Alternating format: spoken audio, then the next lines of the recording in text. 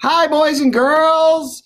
Welcome back to another episode of the Second Step program. We have our special guests, Puppy and Snail.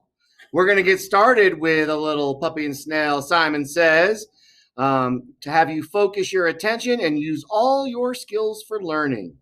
Okay, today's game uses mixed up rules, so listen carefully. Okay. Start slowly by introducing one or two mixed up rules, such as ears, nose, elbows, knees. When Simon says touch your ears, students touch their noses or vice versa. Play several rounds slowly, then introduce another mixed up rule, such as feet and shoulders. We're going to see how this goes. This could get crazy. Are we ready? This might be tricky. Okay, listen carefully. Simon says, touch your nose.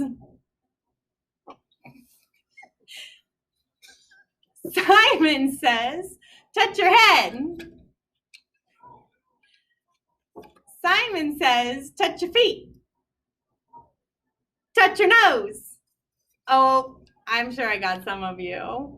Oh, man. Okay, this time when I say touch your nose, touch anything but your nose. The only thing you're allowed not to touch is your nose if I say touch your nose. Ready? Simon says, touch your nose. Okay, that time if you touch your nose, you're out. Did you touch something different? Maybe you did your shoulders or your cheeks. Good ideas. Okay, let's try again. Ready? Simon said, touch your head. Ha, you're not allowed to touch your head that time. You had to touch something different. Okay, one more. Ready? Simon says, pat your belly. Oh, good idea, Snail. He patted his head instead of his belly.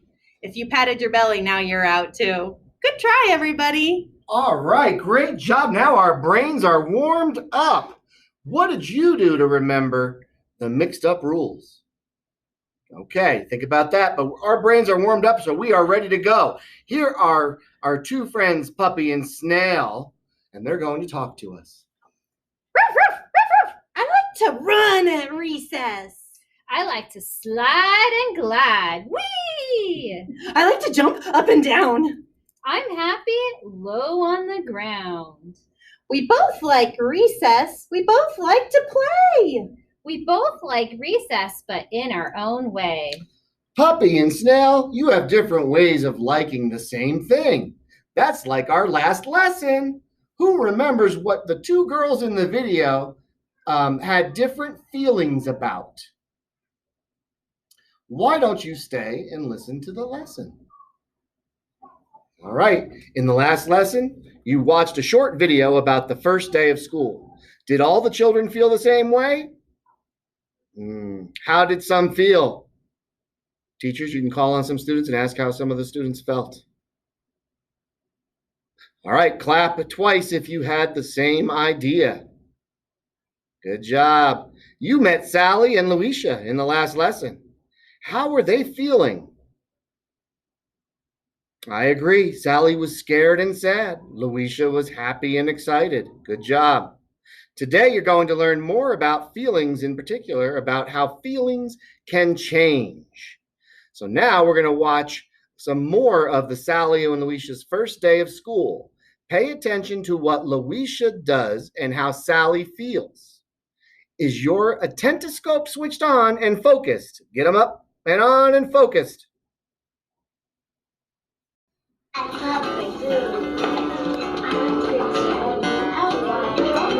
Where do I sit? I'm going to move it to the sofa.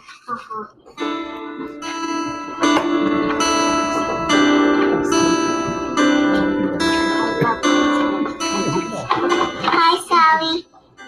Hi. Miss Perry said you were supposed to sit over here.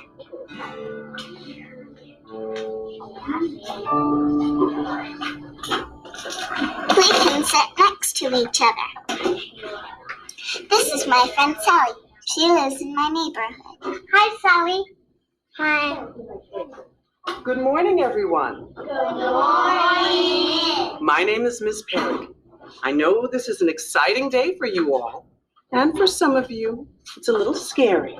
But don't worry, we're going to have a lot of fun. Now, the first thing we're going to do is play a little game. I want to get to know all of you, because there's so many of you and only one of me, okay?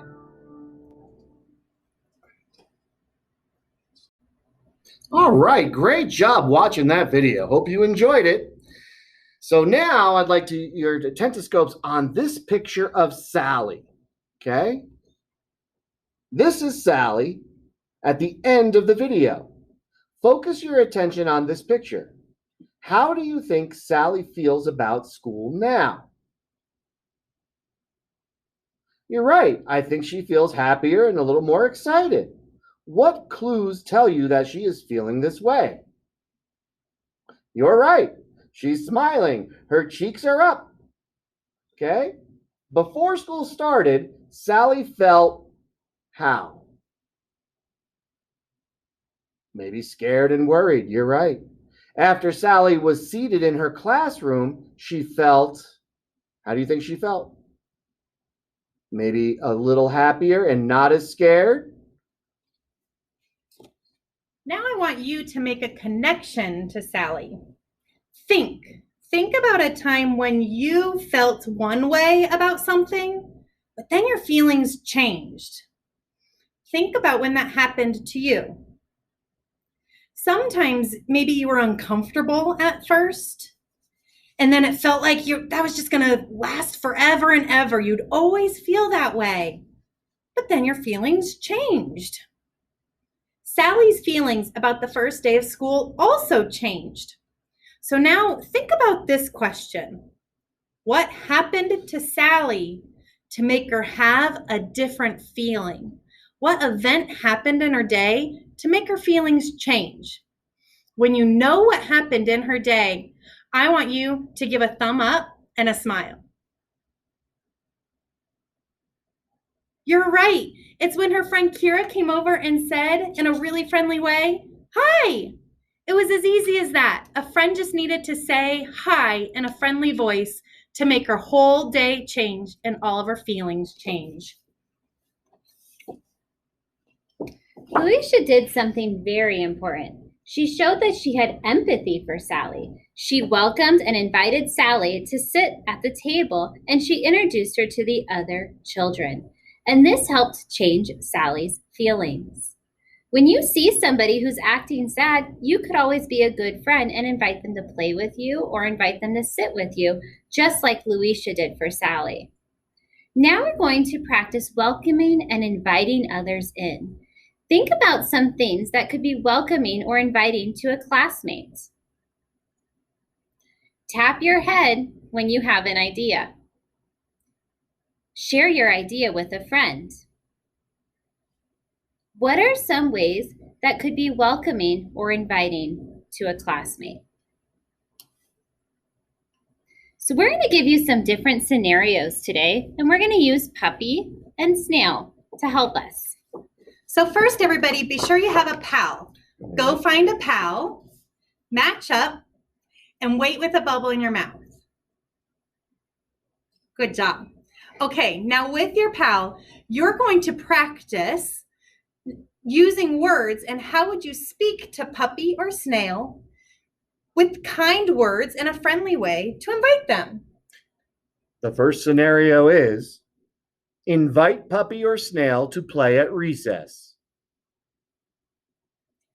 Oh, hi, Snail. I was wondering if you want to play with me at recess today. I was hoping you'd ask. I can't wait to play with you. Great, let's go.